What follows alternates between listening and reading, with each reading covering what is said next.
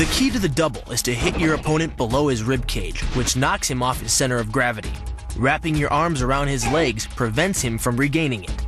Your forward momentum, coupled with the upward thrust of your hips, gets your opponent airborne.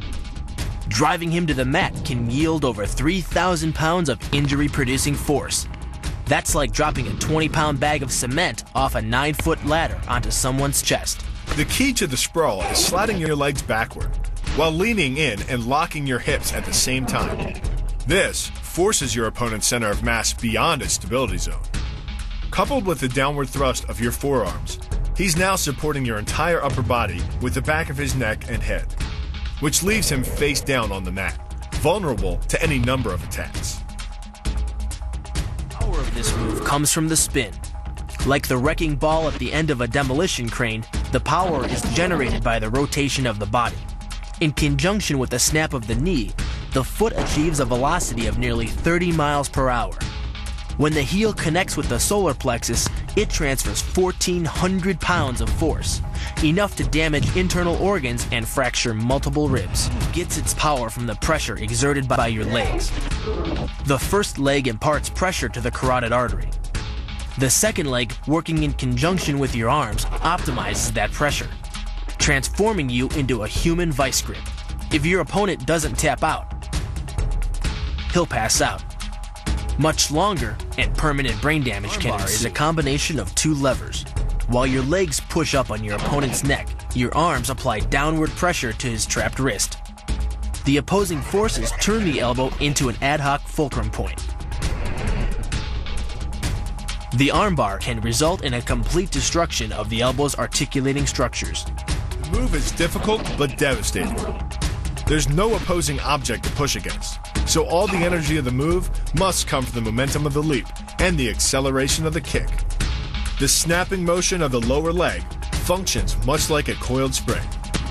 When unleashed, the kick reaches impact speeds of 20 miles per hour and delivers up to 400 pounds of force to the opponent's chest. The key to this synergy of speed and power is punch technique, punch location, and punch frequency.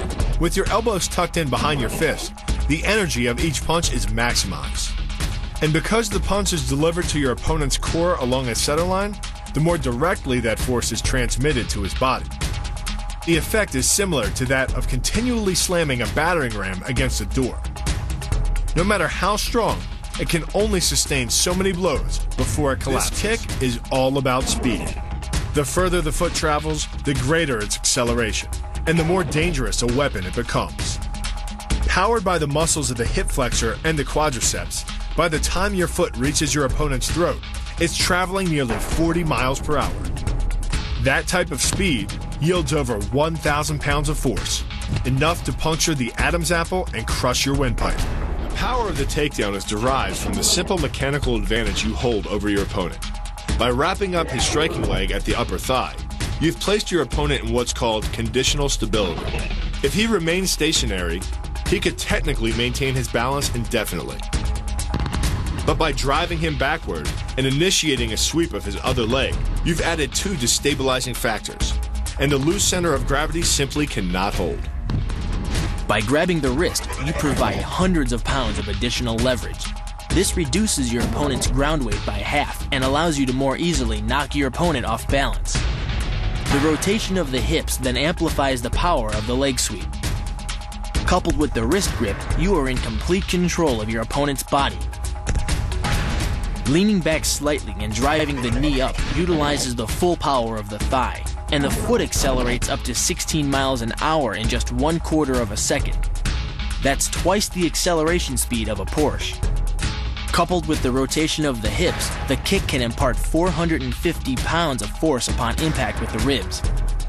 When executed perfectly, it's a motion similar to cracking a 2x4 with a sledgehammer. The calf crush works because of the ankle lock. Working in conjunction with your leg, it serves as a sort of high torque pinch point, imparting hundreds of pounds of force on the tibia and fibula. The tibia and fibula are some of the strongest bones in the human body, but creating this pinch point allows you to deliver enough force to easily break them, which leaves your opponent with two choices: tap out and admit defeat, or risk permanently losing the use of your leg. The key to the scissors takedown can be found in the move's name. Throwing your legs around either side of your opponent, one high on the torso, the other just in the crease of the knee, provides you with a lever on either side of his body. It's literally like a piece of paper between two blades of a scissor, only instead of slicing through paper, you're using a combination of potential and kinetic energy to cut through your opponent's center of gravity. The downward force exerted on his gi pulls your opponent across his tipping point. Along with your body weight, you generate enough instability in your opponent to drive his body to the mat, like a child tossing around a rag doll. The hip throw capitalizes on the body mechanics of both you and your opponent. Thrusting your hips into your opponent's waist creates a pivot point around which his arm is the lever. With your legs between his, you've created a center of gravity significantly lower than your opponent's. This imparts maximum instability and helps you maintain control while throwing him over your hip. The throw, coupled with the downward force of gravity, generates a speed of 8 miles per hour, which can create more injury-producing impact energy than falling down a